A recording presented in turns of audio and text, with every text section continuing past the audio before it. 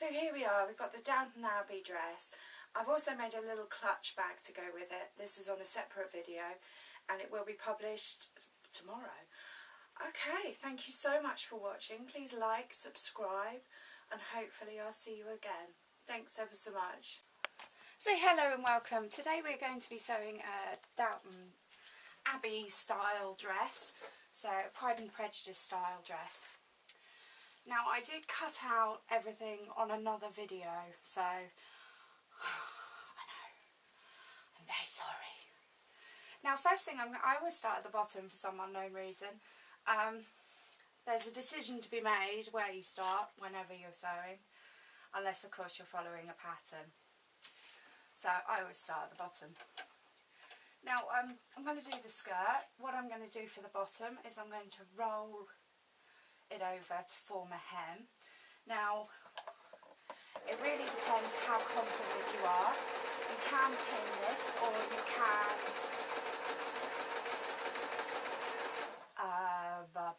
iron it, or however you're comfortable.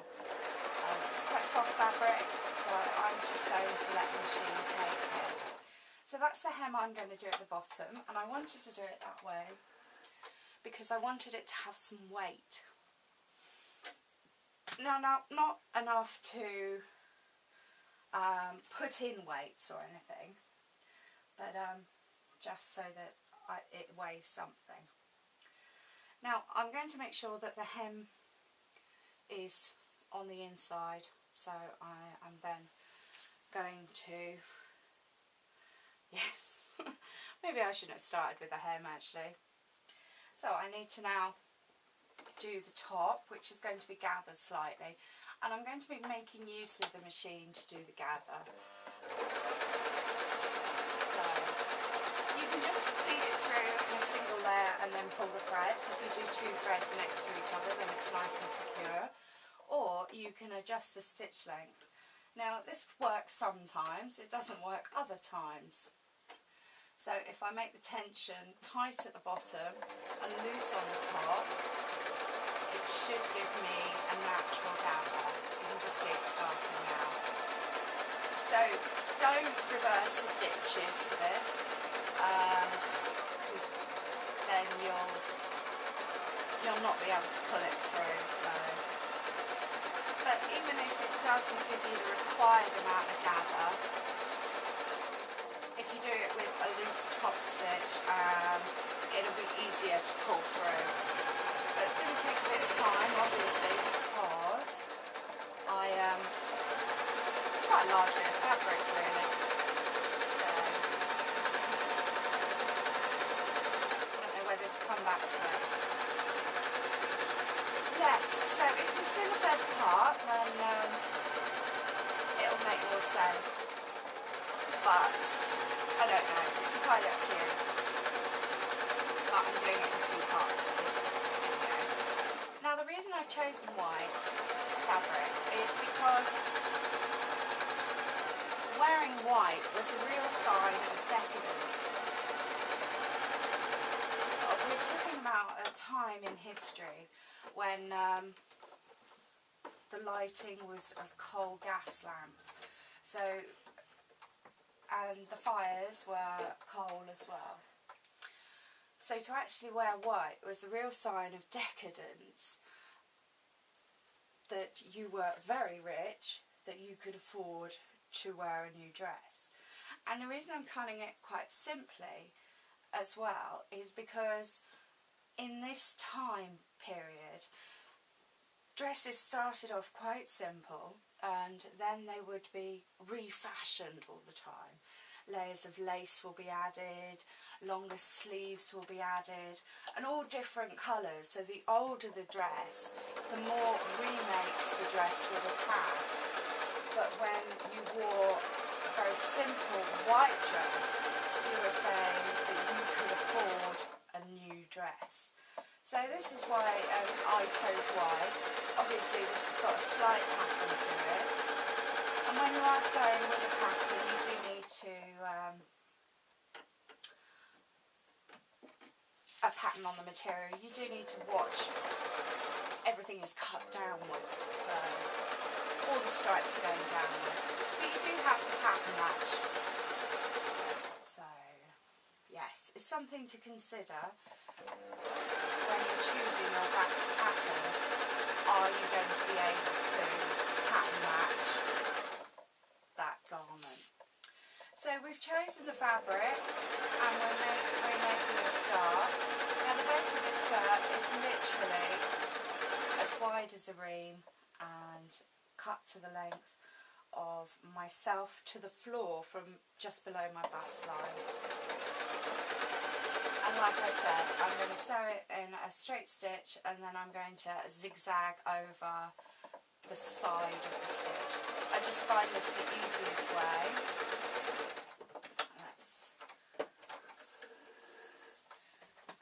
Because you have to think of the fabric. If it was any more lightweight than this, then maybe that wouldn't work. So I would just put it in there, turn the dials, maybe loosen off the top again, and then just go. And it doesn't give it a perfect seal, but it does seal it slightly. Now, whenever you're sewing, always make sure that you're not sewing underneath. Every now and again you'll get a bit caught up, so it's just a matter of making sure this bit's out of the way and then letting the machine take it. So I can come back to that because obviously that's going to be quite boring, but that's all I'm doing for the skirt. So we've got a slight gather and we've got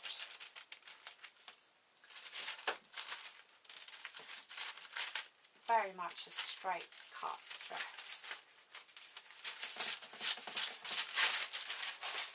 Now I always feel like saying to wear a dress like this you really need a Belvier bodysuit, but I keep my thoughts to myself. Alright, now I always store my patterns, I don't take the paper off till I'm ready to sew. This is a habit. It's almost like a bad habit. It's just that sometimes I can get called away, or you know, I run out of time and I've got to go and cook dinner, and then when I come back to it I find it all very confusing. Now there's no right side and wrong side to this fabric, so what I'm going to do is just stick with one side. There doesn't seem to be any different, and if I keep the pattern, the paper pattern on, then obviously I know that I'm on the same side.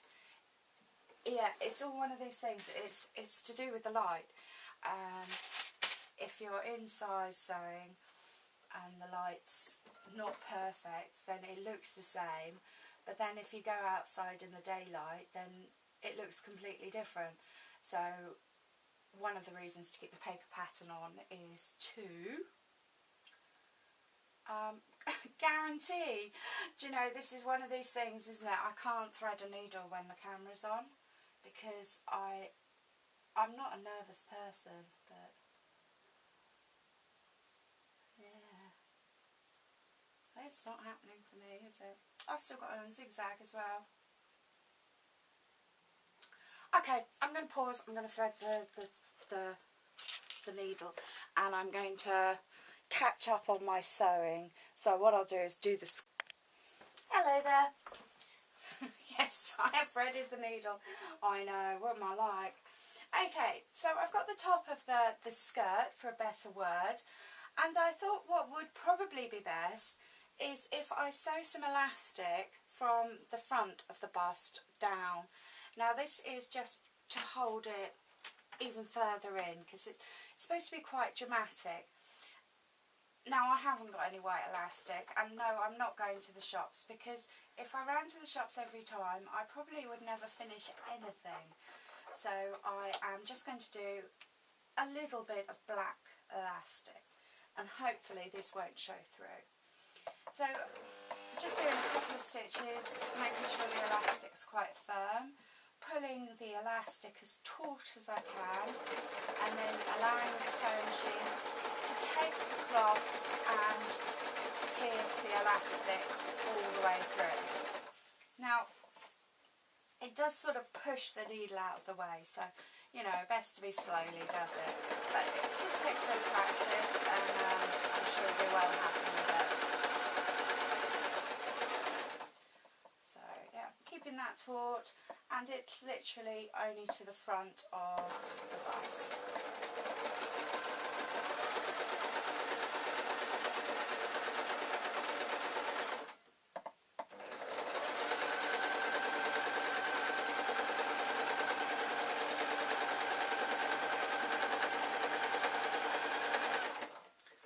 Yeah, a couple of reverse stitches, just more to hold it in place.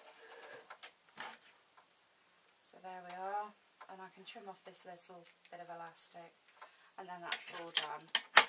And it will just make the puckers at the front a lot more clearer and pull the dress in. So going back to my bodice,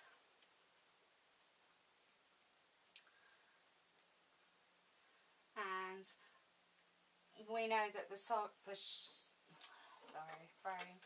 we know that the shoulders join up, so I'm just straight stitching.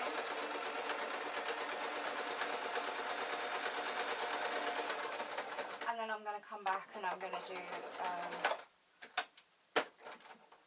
the cross stitching at the top, just to hold the seams in.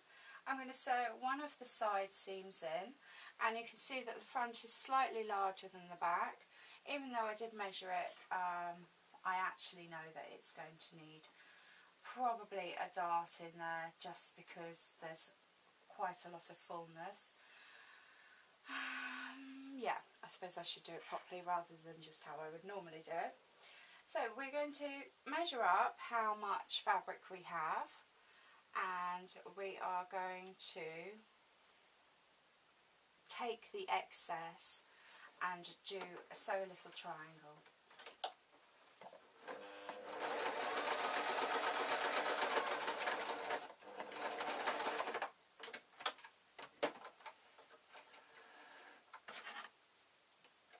Okay. Now we're going to come to the other side. We'll sew up this side first. The other side, we need to put a dart in, and we need also to put the zip in. So a little bit more complicated, not terribly. Now I think the dart fold should go upwards on this design. And I also think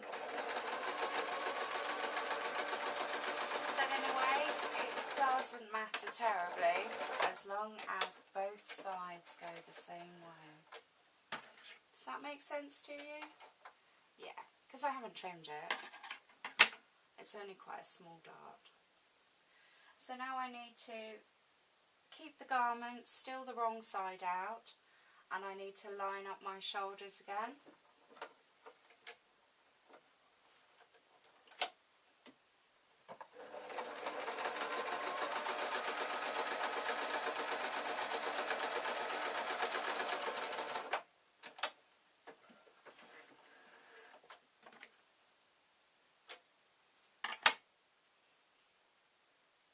So I'm just coming to the other side of the garment,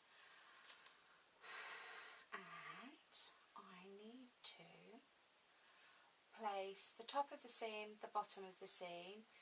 Just walk it with your fingers until you come to the point where the triangle should meet. Check on the other side of the seam that they're level. So that comes with practice. If I wasn't confident, then I was be doing it with a ruler, and I would be marking it with a pen. And I have two types, well, I've got several types of pens. These are washable markers. I use them for the board. Some of my videos you might see that I use a clipper board. I usually try and take this.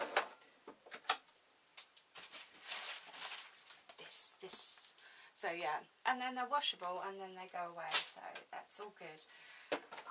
Yes, in some of my videos you'll see that I do use a clipper board. Hopefully most of them I've taken it out, and it is literally just so that I know exactly what I'm doing. Now I made sure that the dart fold was pointing upwards, so I'm going to do the same with this.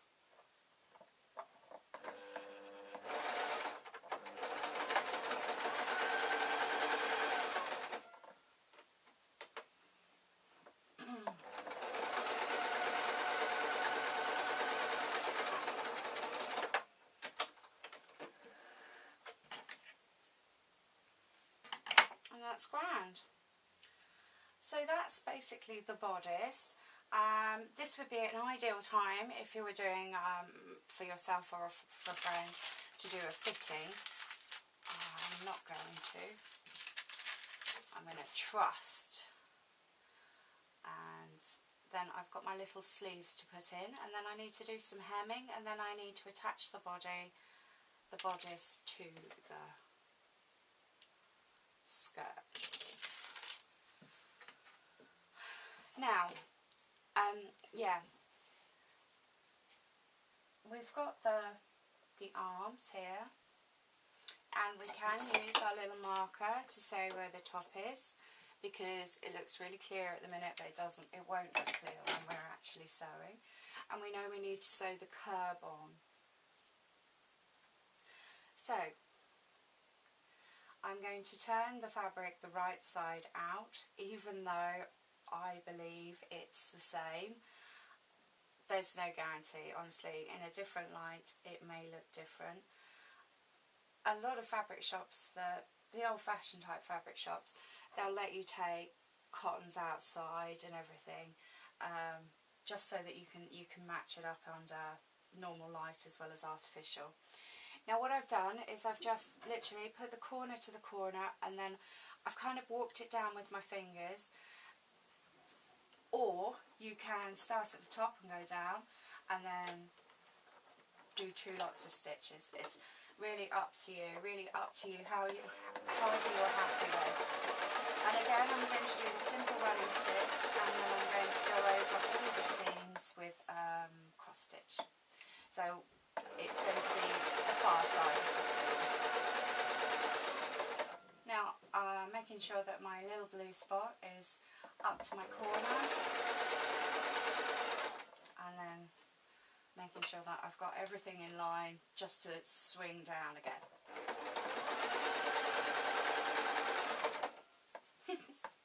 Oh, it always makes me laugh.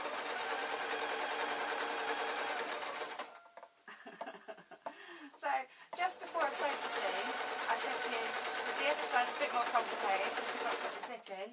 And then what did I do? I just sewed the zip. I sewed it without sewing the zip in.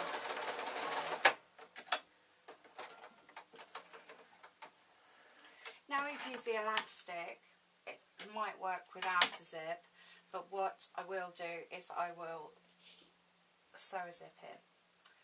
So, turning it inside out again, got my blue spot to there, and walking it down just with my fingers.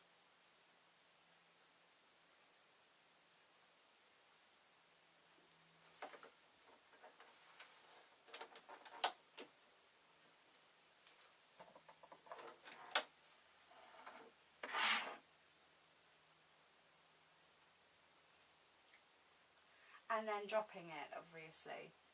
So let's get that under the foot. Lovely. Always a good idea to try and take the weight of the fabric either on the table or on your lap, because it does pull it slightly, and then you know you don't meet up at the end.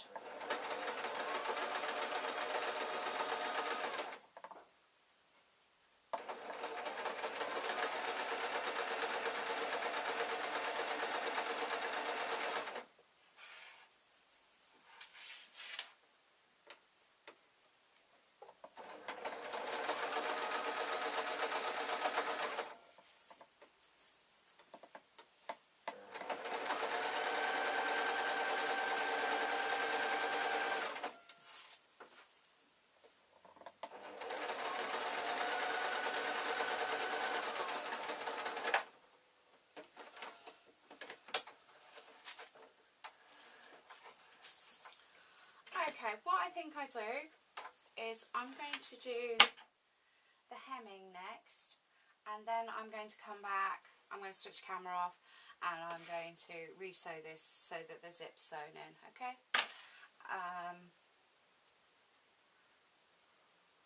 Now, okay, so I've got the garment inside out. I haven't yet done my zigzag stitches, and if I fold them over and fold it over again, then I have a hem. Now, the reason I'm doing it now is so that I can get it in one continuous swoop. So, it's a matter of starting sewing and always start or stop on a place, especially if you're doing a circle, that's going to be the least visible.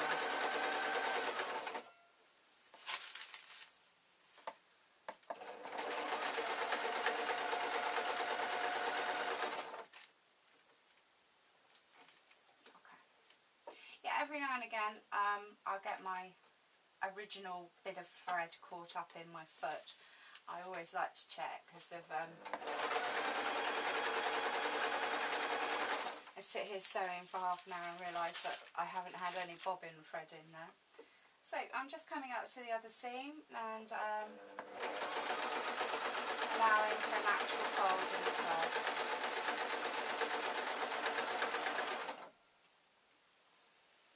And we're just coming up to the front of the bodice now, so.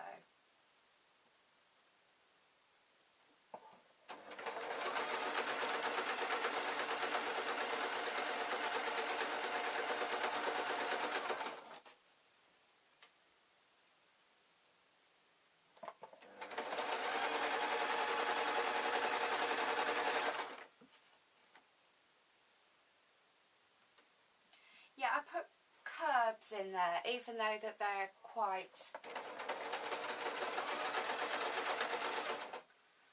it is an angle, but I did cut a curb in and I'm going to sew the curb, so.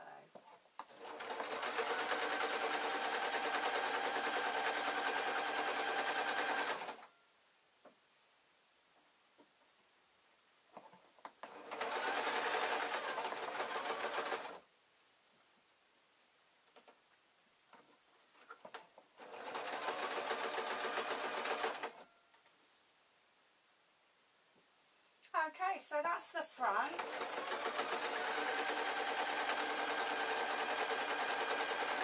Nice soft fabric without any giving it. Lovely to sew. A real pleasure to sew. And then I'm back to where I started. Now what I need to do is I need to do the sleeves and the armholes. So I need to do that again. And literally follow it round in a circle so it keeps it nice and soft and light, and I will unpick that. But I was thinking actually that I need the skirt on before I sew the zip on, so I'm going to show you how I'm going to sew the skirt on. Now I have this the wrong side out, and I have this now the right side out, so that I can insert the bodice in the skirt. Now, in my little grubby hand here, I have, start again. So, if we get the bodice, and we've got the front here, I'm going to pick it up just at halfway in the front of the bodice, so the right in the middle, and I'm going to pick it up halfway along the elastic, and then I'm going to put it inside. So I can then align up the side seams at the side. So there we are. Okay, then it's just literally a matter of sewing it. Now, if you're uncomfortable doing it just by eye, I'm with you. There's nothing worse than making a mistake in a garment that you've spent, I think I came up here at 9 o'clock, it's now 11:30, so I've spent 2.5 hours. Okay, I've had a cup of tea and I've answered the phone, but you know, we've spent some time making this garment. It would be wrong if we went wrong now. So what I want to do is I want to make sure that I am on the underside of the elastic. What I mean by that is that I don't want the elastic to show through. Now if I keep quite close to the elastic, I will then have nice small gathers. This is why I'm going for it. And I'm sewing over, just literally sewing across the gathers. I'm not pulling at all on the elastic. I'm keeping it flat with my other hand, quite important, and making sure that nothing gets caught up because the gathers sort of stick up. Lovely. And yeah, follow it round really. Yes, so if you're uncomfortable doing this, then measure the garment out and mark regular intervals with pins. So you could, if you just wanted to do 2 pins, you could do both halves. If you wanted to do 4 or 5, well, okay, 4 pins would be each quarter, and then you sew till you get to a pin. You sew till you get to both pins so that you can sort of adjust the gather by eye. Okay, so that's my bit of sewing to do. Just to finish going around this, it's quite simple now. The gathers are slightly less. And I'm holding the bodice underneath, and I'm making sure I stay below the gather line stitches.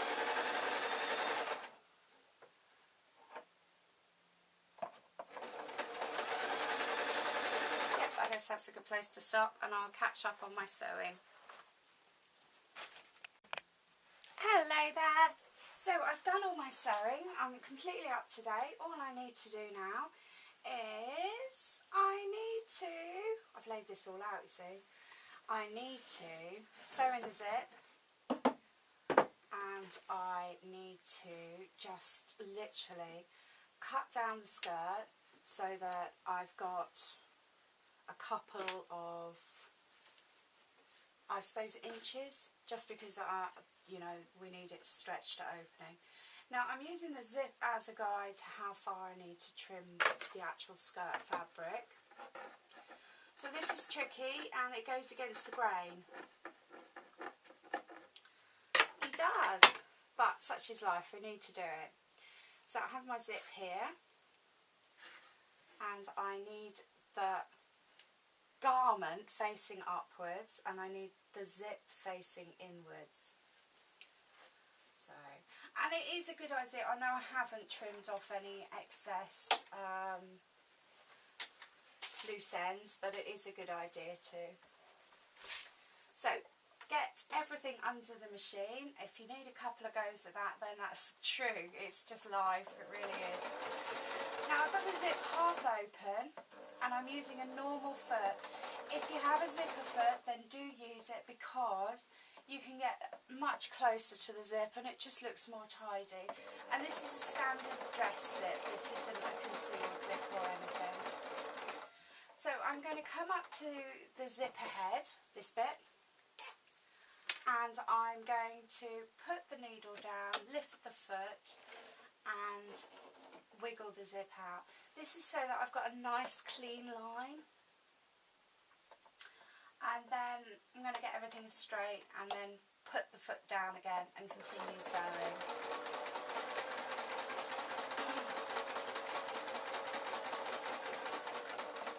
Lovely. So with that, I'll leave that down. Do a couple of reverse stitches just because, you know, it's a bit more of a wear and tear. So to do the other seam, I need to have the fabric facing up again, and I need to have the zip facing down.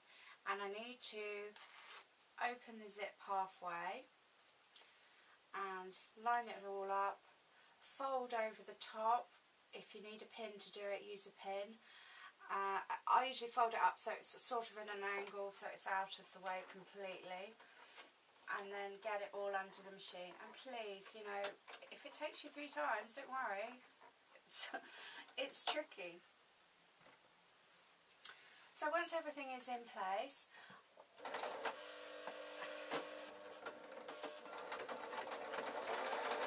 yeah, I was just complaining because of the seam there, the glue, but it will sew over it. And then as close as you can to the zip, sew down. So, am I sewing? Okay, when you've got enough room at the other end of the zip, leave the needle down, lift the foot, and then close the zip. Not as easy the second time, the second side. So there we are. Make sure everything's lined up again before you lower the foot, and then we're going to lower the foot.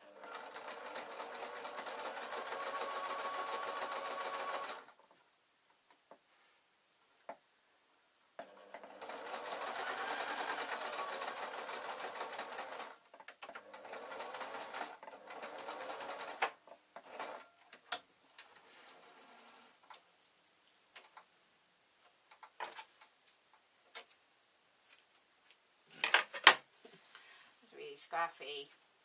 Now, as you know, that we've got a little ugly bit here, just where we ended the zip. Now we have a choice. If we were making a coat or something, I would suggest a triangle of fabric just to cover the end of the zip, or we can just do a couple of stitches along the top just to keep it tidy-ish.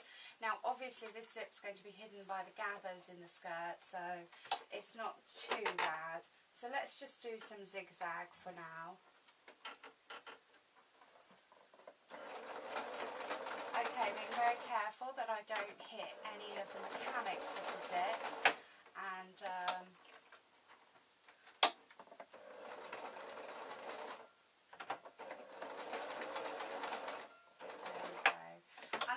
zigzag stitches will just tidy that up no end.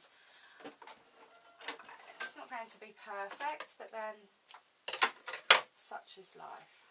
So we have our zip in, and we have it with the pleat, and there's the gather. So we've come off a bit at the top. I'm going to come back to do that. I knew that the machine jumped when I hit the glue. Yes, and the needles come unthreaded, so I won't do that. Alright, I'm going to pause the camera and I'm going to get this on because I've used myself as a model. Alright, thank you.